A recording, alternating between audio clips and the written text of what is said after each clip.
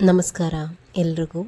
ಹೊಸ ವರ್ಷದ ಪ್ರಾರಂಭದ ದಿನ ಅಂತಂದರೆ ಯುಗಾದಿ ಹಬ್ಬದ ದಿನ ನಮ್ಮ ಮನೆ ದೇವರುಗಳನ್ನು ಸರಿಯಾದಂತಹ ರೀತಿಯಲ್ಲಿ ನಾವು ಪೂಜೆಯನ್ನು ಮಾಡಿದ್ರೆ, ಇಲ್ಲಿಯವರೆಗೂ ನಾವು ಏನಾದರೂ ಮನೆ ದೇವರ ಪೂಜೆ ಪುನಸ್ಕಾರದ ವಿಚಾರದಲ್ಲಿ ಏನಾದರೂ ತಪ್ಪುಗಳನ್ನು ಮಾಡಿದರೆ, ಅಂದರೆ ಮನೆ ದೇವರ ಕಾರ್ಯಗಳನ್ನು ಸರಿಯಾಗಿ ನಡೆಸ್ಕೊಂಡು ಬಂದಿಲ್ಲ ಅಂತಂದರೆ, ಅದರಿಂದ ನಮ್ಮ ಕುಟುಂಬಕ್ಕೆ ಏನಾದರೂ ದೋಷಗಳಿದ್ರೂ ಸಹ ಯುಗಾದಿ ಹಬ್ಬದ ದಿನ ಸರಿಯಾದಂತಹ ರೀತಿಯಲ್ಲಿ ಮನೆ ದೇವರ ಪೂಜೆಯನ್ನು ಮಾಡೋದ್ರಿಂದ ಆ ದೋಷಗಳು ಕಳೆಯುತ್ತೆ ಅಂತ ಹೇಳ್ತಾರೆ. ಮನೆ ದೇವರು ಪ್ರತಿಯೊಂದು ಕುಟುಂಬಕ್ಕೂ ಸಹ ಒಂದು ಗಂಡು ಮನೆ ದೇವರಿರುತ್ತೆ ಮತ್ತು ಒಂದು ಹೆಣ್ಣು ಮನೆ ದೇವರಿರುತ್ತೆ.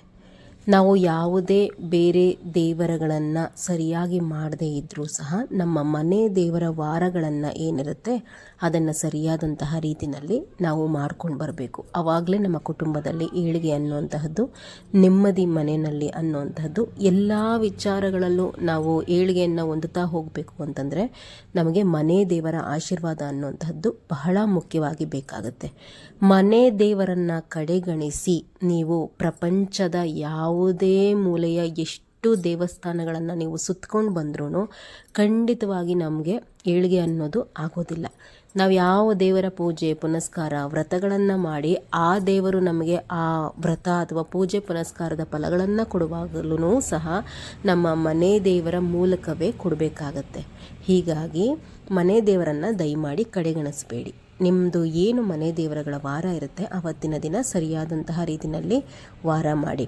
ನಾನೀಗ ಆಲ್ರೆಡಿ ವಿಡಿಯೋಸ್ಗಳನ್ನು ಸಹ ಹಾಕಿದ್ದೀನಿ, ಯಾವ ರೀತಿ ಸರಿಯಾಗಿ ವಾರ ಮಾಡುವಂತಹದ್ದು ಅನ್ನುವಂಥದ್ದು ನೋಡ್ಕೊಳ್ಳಿ ಗೊತ್ತಿಲ್ಲ ಅಂತಂದರೆ. ಯುಗಾದಿ ಹಬ್ಬದ ದಿನ ನಮ್ಮ ಮನೆ ದೇವರ ಫೋಟೋಗಳು ಏನಿರುತ್ತೆ ಅದನ್ನು ಸರಿಯಾದಂತಹ ರೀತಿಯಲ್ಲಿ ಒರೆಸ್ಕೋಬೇಕು. ಯುಗಾದಿ ಹಬ್ಬ ಭಾನುವಾರ ಬಂದಿದೆ, ಶನಿವಾರವೇ ನಾವು ಎಲ್ಲ ದೇವರ ಮನೆಯೆಲ್ಲ ಸ್ವಚ್ಛ ಮಾಡಿಕೊಂಡು ಹಿಂದಿನ ದಿನ ಎಲ್ಲ ದೇವರ ಫೋಟೋಗಳನ್ನು ಸಹ ಒರೆಸಿ ಇಟ್ಕೋಬೇಕು. ಒರೆಸಿ ಇಟ್ಕೊಂಡು ಗಂಧ, ಅರಿಶಿಣ, ಕುಂಕುಮ, ಗೆಜ್ಜೆ ವಸ್ತ್ರಗಳನ್ನು ಏರಿಸ್ಬಿಟ್ಟು ಬಿಟ್ಕೋಬೋದು. ರಾಯರ ಪೂಜೆ ಮಾಡುವಂಥವರಾದರೆ ರಾಯರಿಗೆ ಹಿಂದಿನ ದಿನ ಎಲ್ಲ ಗಂಧ ಹಚ್ಚಬಾರ್ದು, ಫೋಟೋ ಒರೆಸಿಟ್ಕೊಳ್ಳಿ, ಮಾರನೇ ದಿನ ರಾಯರಿಗೆ ಹಚ್ಚಿ. ಮಿಕ್ಕಿದ ಎಲ್ಲ ದೇವರಿಗೂ ಗಂಧ, ಅರಿಶಿಣ, ಕುಂಕುಮ ಮತ್ತು ಗೆಜ್ಜೆ ವಸ್ತ್ರವನ್ನು ಸಹ ನೀವು ಹಾಕಿ ಬಿಟ್ಕೋಬೋದು. ಗಂಡ ದೇವರಿಗೆ 11+1 12 ಎಳೆ ಗೆಜ್ಜೆ ವಸ್ತ್ರ ಬರಬೇಕು. ಅಂತಂದರೆ ಗೆಜ್ಜೆ ವಸ್ತ್ರದಲ್ಲಿ ಉಂಡೆಗಳಿರುತ್ತಲ್ಲ ಅದು 11+1 ಅಂತ ಹೇಳ್ತಾರೆ. ಅಂದರೆ 12 ಉಂಡೆಗಳು ಬರಬೇಕು ಗಂಡ ದೇವರಿಗೆ. ಹೆಣ್ಣು ದೇವರುಗಳಿಗೆ 9+1 10 ಉಂಡೆಗಳು ಬರಬೇಕು. ಅಂದರೆ ಎಳೆ ಅಂತಂತ ಹೇಳಿದ್ರೆ ಕನ್ಫ್ಯೂಸ್ ಆಗ್ತೀರಾ ನೀವು, ಮತ್ತೆ ಕಮೆಂಟ್ಸಲ್ಲಿ ಕೇಳ್ತೀರಾ. ಗಂಡ ದೇವರಿಗೆ 12 ಉಂಡೆ ಬರಬೇಕು ನೀವು ಹಾಕುವಂಥ ಗೆಜ್ಜೆ ವಸ್ತ್ರದಲ್ಲಿ. ಹೆಣ್ಣು ದೇವರುಗಳಿಗೆ 10 ಉಂಡೆಗಳು ಬರಬೇಕು. ಗೆಜ್ಜೆ ವಸ್ತ್ರವನ್ನು ಏರಿಸಲೇಬೇಕು. ಈ ರೀತಿ ಹಬ್ಬ ಹರಿದಿನ ವಿಶೇಷ ಸಂದರ್ಭಗಳಲ್ಲಿ ಫೋಟೋಗಳಿಗೆ ಗೆಜ್ಜೆ ವಸ್ತ್ರವನ್ನು ಏರಿಸ್ದಲೇ ಪೂಜೆ ಮಾಡಬಾರ್ದು. ಹೀಗಾಗಿ ಗೆಜ್ಜೆ ವಸ್ತ್ರವನ್ನು ಏರಿಸಿ ಬಿಟ್ಕೊಳ್ಳಿ. ಕಳಸ ಹೂಡುವಂತಹ ಪದ್ಧತಿ ಇದ್ದರೆ ಯುಗಾದಿ ಹಬ್ಬದ ದಿನ ಮಾವಿನ ಎಲೆಗಳನ್ನು ಮತ್ತು ವಿಳೆದೆಲೆಯನ್ನು ಬಳಸಿ ಕಳಸವನ್ನು ಹೂಡ್ಕೊಳ್ಳಿ. ಇನ್ನು ಹಬ್ಬದ ಮಾರನೇ ಬೆಳಗ್ಗೆ ಬೇಗ ಪೂಜೆ ಮಾಡ್ಕೋಬೇಕು. ನೀವು ಹಿಂದಿನ ದಿನ ನೆಲ ಎಲ್ಲ ಒರೆಸ್ಕೊಂಡು ಬಿಟ್ಕೊಂಡಿರ್ಬೋದು. ಇನ್ನು ಬೆಳಗ್ಗೆ ಎದ್ದ ತಕ್ಷಣ ದೇವ್ರ ಮನೆಯಲ್ಲಿ ಎಲ್ಲ ಕುಂಕುಮ ಎಲ್ಲ ಹಚ್ಚಿ ಬಿಟ್ಕೊಂಡಿರ್ತೀರ, ಹೂಗಳನ್ನು ಹಾಕ್ಕೊಂಡು ಅಲಂಕಾರವನ್ನು ಮಾಡ್ಕೊಳ್ಳಿ. ದೇವರ ಮನೆಯಲ್ಲಿ ಏನು 2 ದೀಪವನ್ನು ಹಚ್ಚುತ್ತೀರಾ ಅದನ್ನು ತುಪ್ಪದಲ್ಲಿ ಹಚ್ಕೊಂಡ್ರೆ ಬಹಳ ಒಳ್ಳೆಯದು. ಈ ರೀತಿ ವಿಶೇಷ ಹಬ್ಬ ಹರಿದಿನಗಳ ಸಂದರ್ಭದಲ್ಲಿ ನಮ್ಮ ಕುಲದೇವರಿಗೆ ತುಪ್ಪದ ದೀಪವನ್ನು ನಾವು ಹಚ್ಚುವಂಥದ್ರಿಂದ ನಮ್ಮ ಎಷ್ಟೋ ಕಷ್ಟಗಳು ಕಳೆಯುತ್ತೆ. ದೇವರ ಮನೆಯಲ್ಲಿ ಹಚ್ಚುವಂತಹ 2 ಮಾಮೂಲಿ ಏನು ದೀಪಗಳನ್ನ ನೀವು ಹಚ್ಚುತ್ತೀರಾ ಅದನ್ನು ಆದಷ್ಟು ತುಪ್ಪದಲ್ಲಿ ಹಚ್ಕೊಳ್ಳೋದಕ್ಕೆ ಪ್ರಯತ್ನ ಪಡಿ. ಇನ್ನು ಹಬ್ಬದ ದಿನ ಎಲ್ರಿಗೂ ಸಹ ಎಣ್ಣೆ ಸ್ನಾನ ಮಾಡುವಂತಹ ಒಂದು ಪರಿಪಾಠ ಇರುತ್ತೆ. ಯುಗಾದಿ ಹಬ್ಬದಲ್ಲಿ ಹೆಣ್ಣು ಮಕ್ಕಳು ತಲೆಗೆ ಮಾತ್ರ ಎಣ್ಣೆ ಹಚ್ಕೋಬೇಕು, ಮೈಗೆಲ್ಲ ಎಣ್ಣೆ ಹಚ್ಕೊಂಡು ಹೆಣ್ಣು ಮಕ್ಕಳು ಸ್ನಾನ ಮಾಡಬಾರ್ದು, ದೋಷ ಬರುತ್ತೆ. ಇನ್ನು ಮನೆಯಲ್ಲಿರುವಂತಹ ಗಂಡು ಮಕ್ಕಳೇನಿರ್ತಾರೆ ಅವರನ್ನು ಪೂರ್ವ ದಿಕ್ಕಿಗೆ ಮುಖ ಮಾಡಿಸಿ ಕೂರಿಸಿ. ಗಂಡು ಮಕ್ಕಳನ್ನ ಮನೆಯಲ್ಲಿರುವಂತಹ ಮುತ್ತೈದೆಯರು ಏನು ಮಾಡಬೇಕು, ಮೊದಲು ಅವರ ನೆತ್ತಿಗೆ ಎಣ್ಣೆಯನ್ನು ಹಚ್ಚಿ ಆಮೇಲೆ ಮೈಗೆ ಸವರಿ ಅವರಿಗೆ ಸ್ನಾನವನ್ನು ಮಾಡ್ಕೊಳ್ಳೋದಕ್ಕೆ ಬಿಡ್ಬೋದು. ಈ ರೀತಿ ಎಣ್ಣೆ ಸ್ನಾನವನ್ನು ಗಂಡು ಮಕ್ಕಳು ಮಾಡ್ಕೋಬೇಕು, ಹೆಣ್ಮಕ್ಳು ತಲೆಗೆ ಮಾತ್ರ ಹಚ್ಕೊಂಡು ಸ್ನಾನ ಮಾಡ್ಕೊಳ್ಳಿ. ದೇವರ ಮನೆಯಲ್ಲಿ ನೀವು ಏನು ದೀಪಗಳನ್ನ ಇಟ್ಕೊಂಡಿರ್ತೀರ ಅದನ್ನು ಹಚ್ಕೊಳ್ಳೋದಕ್ಕಿಂತ ಮುಂಚೆ ನಿಮ್ಮ ಕುಲದೇವರಲ್ಲಿ ಸಂಕಲ್ಪವನ್ನು ಮಾಡ್ಕೋಬೇಕು. ನಿಮ್ಮ ಬಲಗೈನಲ್ಲಿ ಹೂ ಮತ್ತು ಅಕ್ಷತೆಯನ್ನು ಇಟ್ಕೊಂಡು ಸರಳವಾಗಿ ಈ ರೀತಿ ಹೇಳ್ಕೊಳ್ಳಿ. ನಿಮ್ಮ ಮನೆಯವರ ಎಲ್ಲರ ಹೆಸರನ್ನು ಹೇಳ್ಕೊಳ್ಳುವಂಥದ್ದು.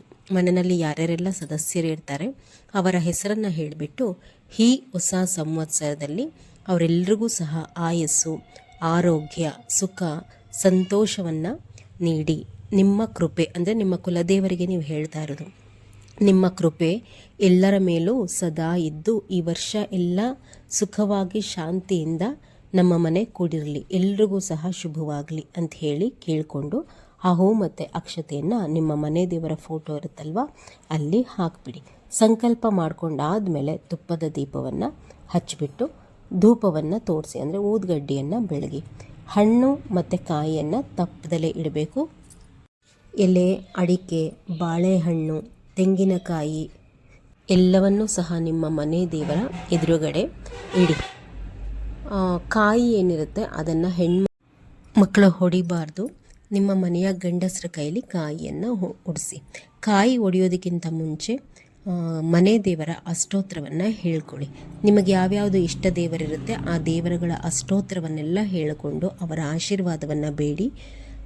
ಇದಾದಮೇಲೆ ಈ ಬಾಳೆಹಣ್ಣುಗಳು ಅಥವಾ ಏನಾದರೂ ಹಣ್ಣುಗಳನ್ನು ಇಟ್ಟಿದ್ದರೆ ಬೇರೆ ನೈವೇದ್ಯವನ್ನು ದೇವರಿಗೆ ತೋರಿಸ್ಬಿಟ್ಟು ಕಾಯಿಯನ್ನು ಉಡ್ಕೊಡಿ. ಇದಾದಮೇಲೆ ಮನೆಯಲ್ಲಿ ಏನು ಅಡುಗೆ ಮಾಡಿರ್ತೀರಲ್ವ ಆ ಅಡುಗೆಯನ್ನು ನೈವೇದ್ಯವಾಗಿ ತೋರಿಸ್ಬೇಕು. ಅಡುಗೆ ನೈವೇದ್ಯವನ್ನು ತೋರಿಸ್ಬಿಟ್ಟು ಮಹಾಮಂಗಳಾರತಿಯನ್ನು ಮಾಡ್ಕೊಳ್ಳಿ. ಆವತ್ತಿನ ದಿನ ಅಂದರೆ ಯುಗಾದಿ ಹಬ್ಬದ ದಿನ ನಿಮ್ಮ ಮನೆ ದೇವರಿಗೆ ಹೋಗಿಬಿಟ್ಟು ಬನ್ನಿ. ನಿಮ್ಮ ಮನೆ ದೇವರ ದೇವಸ್ಥಾನಕ್ಕೆ ವರ್ಷದ ಪ್ರಾರಂಭ ದಿನ ಹೋಗಿ ಬರೋದರಿಂದ ಬಹಳ ಶುಭವಾಗುತ್ತೆ. ನಮಸ್ಕಾರ ಎಲ್ರಿಗೂ.